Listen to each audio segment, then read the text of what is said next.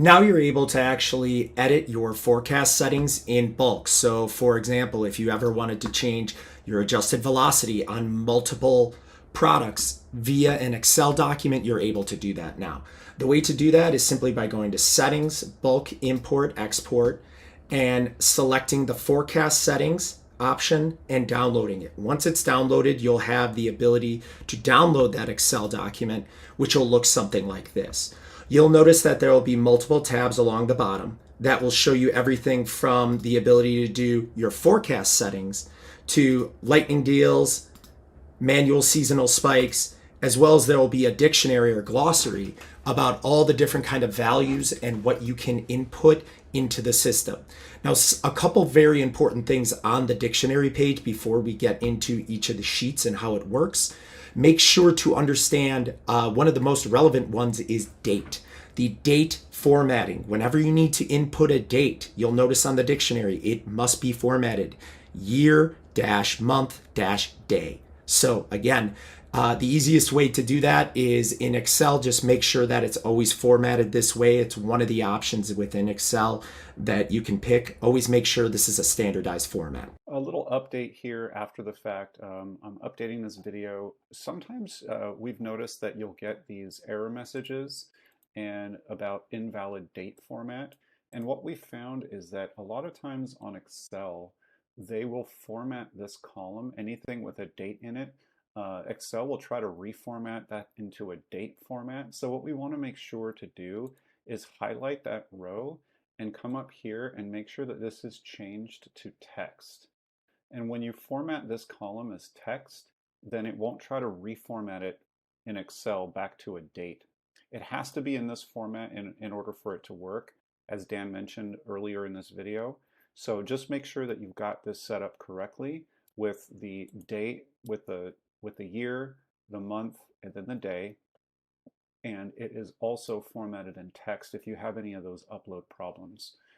Because we're using both CSV and Excel, the system has to have it in the proper format. But like I said, a lot of times Excel is formatted automatically in your computer to change those to a date format. So just change it to text for any column that you're editing dates on, and then upload it, and you shouldn't have that problem. Obviously, you have to save the file first.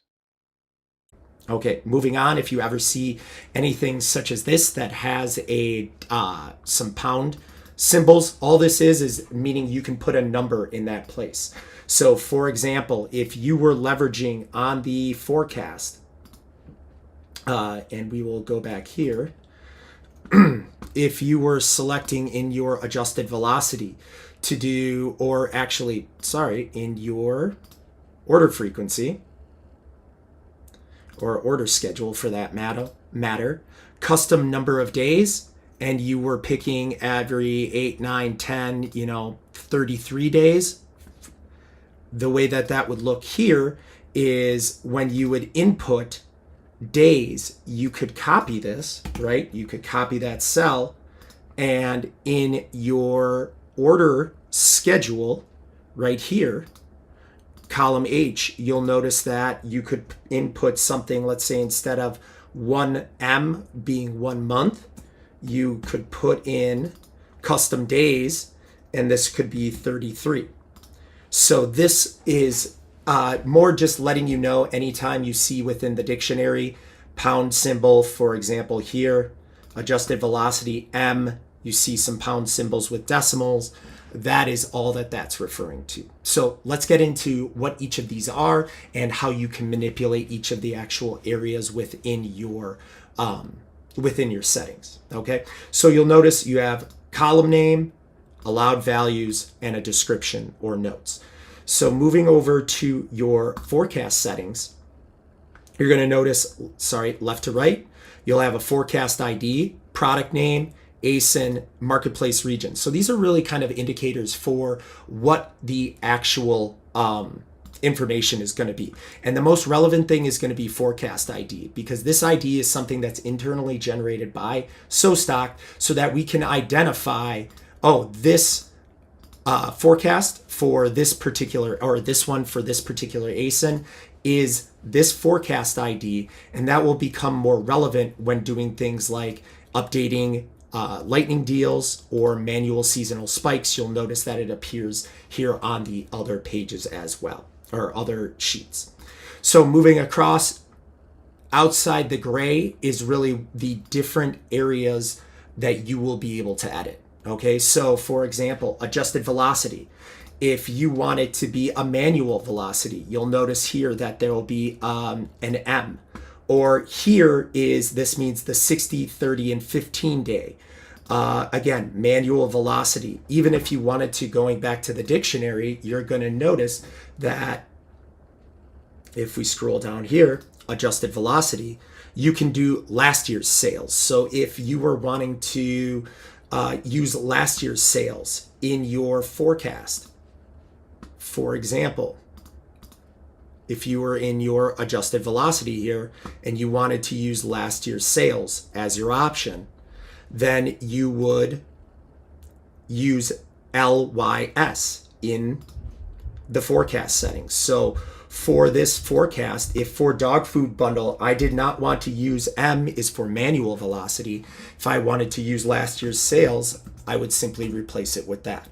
And when I re-upload this document back into your settings page, so on your import export, after you've done the download, you've saved everything, all you have to do is come here, select forecast settings, pick the document that you just saved and upload it. If there are any errors, you will see those errors and you will be directed on where to actually edit those. Now going back to the document, you'll notice that you can move across all different columns. Order start date, snooze order until. So for example, if you ever want to snooze the forecast, you can add dates in here. So if I wanted to snooze it to, again, it's 2023. If I wanted to snooze it until October 19th, so I would say 10/19, and then that will snooze it until that date. Now you see that this re-shifted my my dates here. I'm going to want to make sure that it is in a proper setting like this so that it will get reorganized into the proper actual date format. So I would want to input that differently. Or if I wanted to do it forever, I would simply type forever and that would get inputted. Now moving across, you'll also notice you'll have order schedule, transfer date, again, snooze transfer, transfer schedule, buffer stock. Do you want it in days or units? And depending on your buffer stock, you're able to manipulate that moving over. So is this days or is this going to be in units? Are you able to do FBA min and max, warehouse min and max, MOQ on or off? Are we rounding up, etc.? And this moves all the way down. One of the more important things to notice is lead time. Lead time is the lead time ID.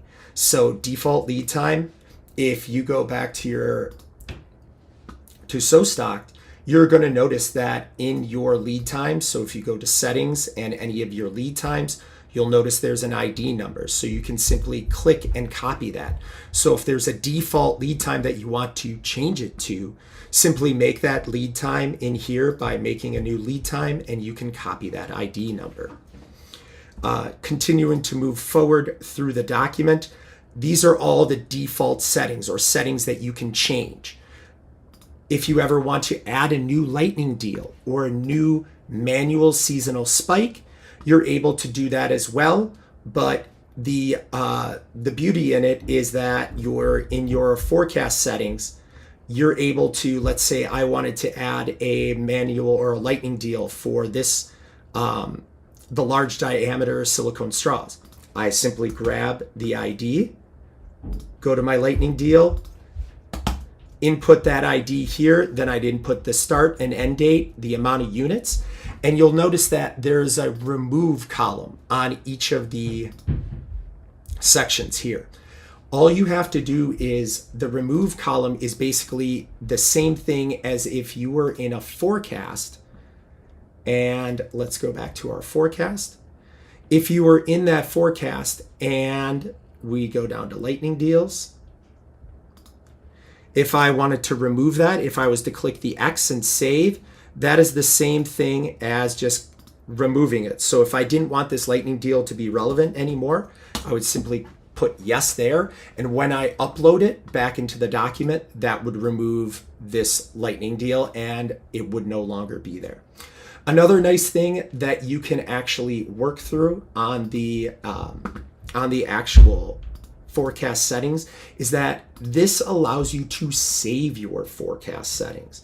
So if you're ever wanting to have a backup of your forecast settings, simply coming in here, selecting forecast settings, clicking download, it will keep a record so that we always suggest downloading that, but then you have a record of when you downloaded that forecast setting. And then if anything ever gets messed up or you have something manipulated in the future, you are able to change that at any time. So these are all different ways that you can work through your different forecast settings and actually manipulate and bulk upload this document back into SoStocked. Happy forecasting.